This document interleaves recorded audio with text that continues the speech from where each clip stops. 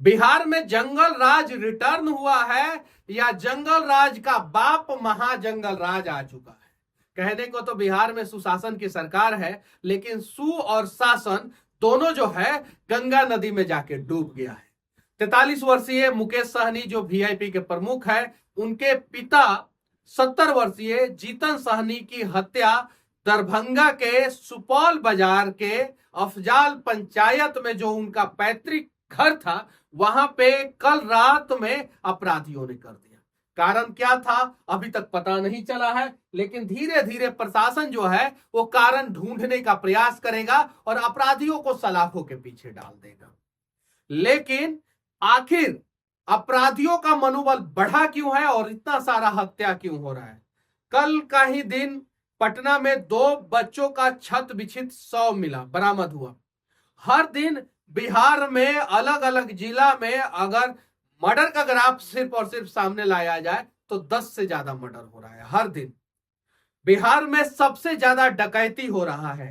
बिहार में पहले उड़ता पंजाब हुआ करता था, अब उड़ता बिहार हो चुका है और यहां पे सबसे ज्यादा नशा का तस्करी हो रहा है। सबसे ज्यादा स्मैक वाले जो है वो 50 रुपया के लिए, 100 रुपया के लिए, 5000 रुपया के लिए हत्या तक कर दे रहे हैं।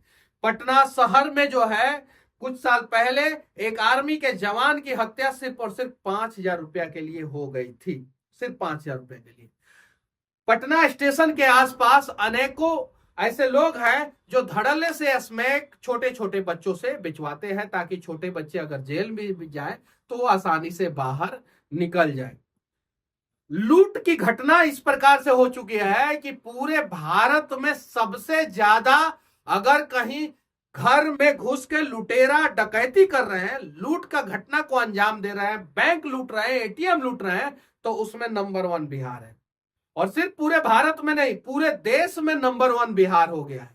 अपराधियों का मनोबल देखिए कि उन्हें यह समझ में आता है कि हम किसके घर में घुसे हैं, लेकिन घर में घुसने के बाद यह नहीं सोचते हैं कि हम नेता के बाप की हत्या कर रहे हैं, नेता की मां की हत्या कर रहे हैं, या विधायक के घर में घुस के चोरी कर रहे हैं, सांसद के घर में घुस के चोरी कर रहे हैं, मंत्री के घर में घुस के चोरी कर रहे हैं, या किसी आम आदमी के घर में घुस के चोरी कर रहे हैं। जब सुबह मैंने न्यूज खोला तो उसके बाद से ट्विटर पे ट्रेंडिंग इस घटना के बारे में, यूट्यूब पे जो है सबसे ज्यादा वीडियो इस घटना के बारे में, फेसबुक पे सबसे ज्यादा वीडियो, गूगल पे सबसे ज्यादा वीडियो। जरा सोचिए इससे बिहार का छवि जो है किस प्रकार से धूमिल हो रहा होगा।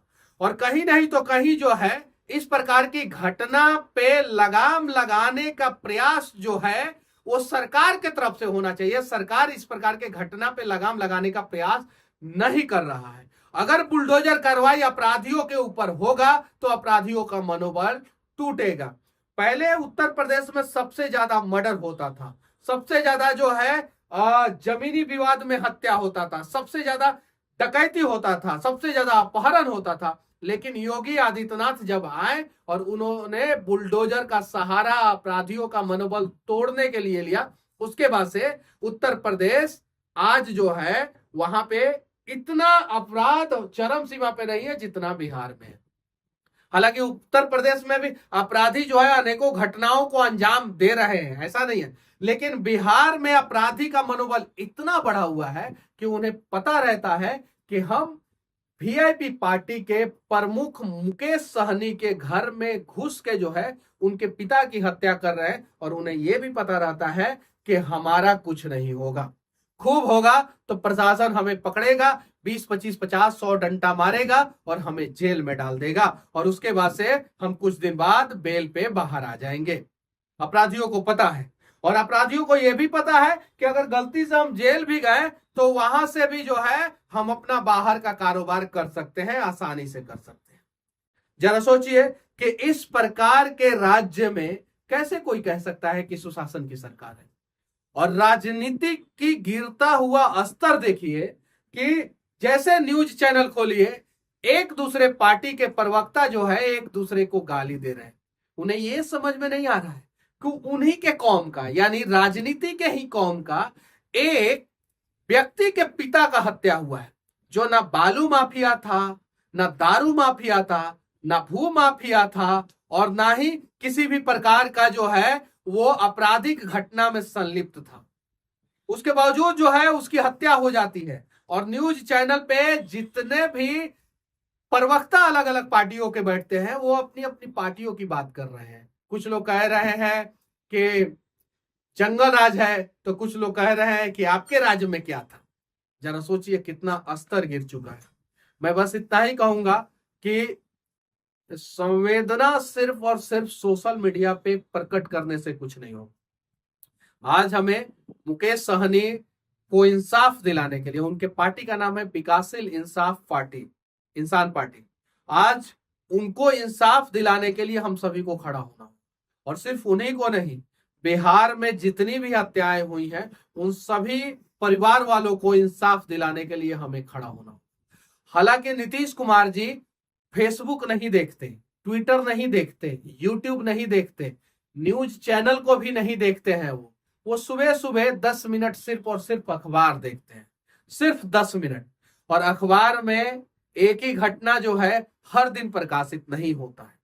एक दिन हुआ, 2 दिन हुआ और उसके बाद से वो घटना जो है आपको अखबार के पन्ने में कहीं विलुप्त हो जाता है। तो इसलिए मैं कहना चाहता हूं कि बिहार के मुख्यमंत्री जी थोड़ा सोशल मीडिया भी देखा कीजिए, थोड़ा यूट्यूब भी देखा कीजिए, बिहार में क्या चल रहा है उसे भी देखा कीजिए। और हो सके तो इस प्रकार के अपराधियों का मनोबल तोड़ने के लिए बुलडोजर का सहारा लीजिए। बाकी मुकेश सहनी को आप लोग किस रूप से देखते हैं? उनके पिता का हत्या क्यों हुआ है? क्या बिहार में सच में महाजंगल राज आ चुका है? और इस महाजंगल राज से मुक्ति जो है वो कौन दिला सकता है? किस प्रकार से बिहार को बचाया जा सकता है? इन सब पे कमेंट बॉक्स खुला है, आप अपना राय स्वतंत्र तरीके से रख सकते हैं। जय हिंद।